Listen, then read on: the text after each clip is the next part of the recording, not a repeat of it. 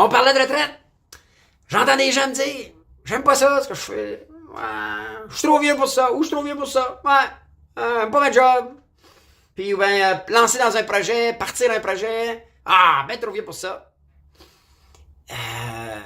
J'ai une perspective un peu différente, moi. OK? Et je vais vous la transmettre, la partager. Focussez sur le temps qui reste. Réalisez-vous, vous avez 60 ans. OK? Vous avez 60 ans. Dites-vous que on va vivre en moyenne jusqu'à 82 ans et demi. Donc, 82 ans et demi, moins 60, il reste 22 et demi, right? Et enlevez 10 ans. Pourquoi enlever 10 ans?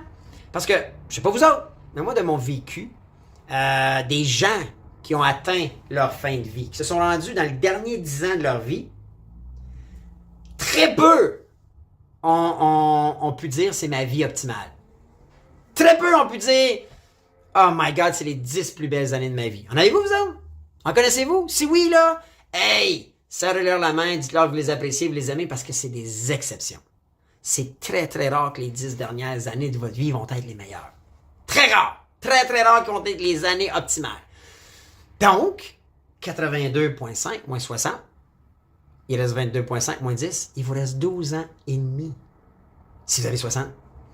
Vous avez 50, 22 ans et demi. 22 ans et demi pour réaliser et accomplir tout ce que vous auriez le goût de faire. Trouvez ça beaucoup? Trouvez-vous que c'est bien? Mais en même temps, vous avez 50 ans? 22 ans et demi? Avez-vous encore le temps de changer de carrière? Mon Dieu, oui.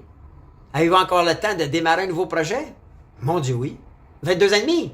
Surtout s'il vous motive et vous amène à la liberté financière. Mais la réalité, c'est que arrêtez de... Si vous n'aimez pas ce que vous faites, faites le calcul et dites-vous, écoute, vous avez 60, il vous reste 12 ans et demi. Est-ce que... J'aime pas ce que je fais en ce moment.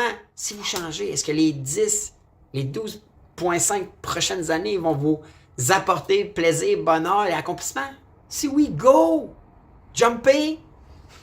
Vous avez 50 ans, vous n'avez pas votre job. Quand les bien, vous avez encore le temps de changer. Il vous reste 22 ans et demi. Une carrière, c'est en moyenne de 25 ans. Mais aujourd'hui, moi, je trouve les jeunes extrêmement allumés pour ça. Les jeunes d'aujourd'hui, je trouve, ne restent pas longtemps à faire ce qu'ils aiment pas.